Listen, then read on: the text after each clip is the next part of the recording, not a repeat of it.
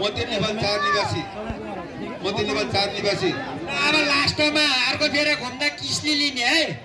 किस्लीमा अलिकति गणेश भीमसेनलाई दक्षिणा राखिदिनु होला। गणेश भीमसेन मन्दिरमा हामीले पूजा गरेको त्यसै हुनाले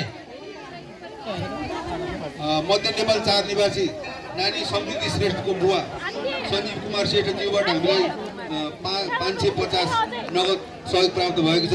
हामी उहाँहरूलाई पनि विशेष धन्यवाद दिन चाहन्छौँ। यसै गरी सानो बाबु जम्मा 5 वर्षको बाबुले पनि हाम्रो यस महान कार्यमा सहयोग गर्नुभएको छ। 110 रुपियाँ सहयोग गर्नुभएको छ। सर्विन श्रेष्ठ ब्यास 2 बागबजार निवासी सानो बाबु 5 वर्षको बाबुले पनि 510 रुपियाँ 110 रुपियाँ सहयोग गरेर यस महान कार्यले ठुलो सहयोग उहाँकै सहयोगले यत्रो कार्य सम्पन्न भएको छ भन्ने हामी अनुभव गर्छौँ। 110 रुपियाँ उहाँले सानो बाबुले सहयोग गर्नुहुन्छ। सर्विन श्रेष्ठ उहाँलाई पनि हामी विशेष धन्यवाद दिन चाहन्छौँ।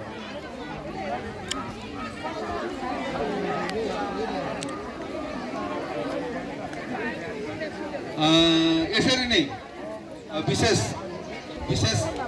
सहयोगीदाताहरूको नाम म यहाँ उद्घोष गरेर सुनाउन चाहन्छु।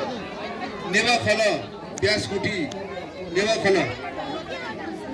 ब्यासकुटी समूहबाट यो अहिले यहाँ हामीले यो पूजन गरिरहेका मण्डपको सामग्रीहरू सम्पूर्ण सामग्रीहरूको व्यवस्था गर्नुभएको छ।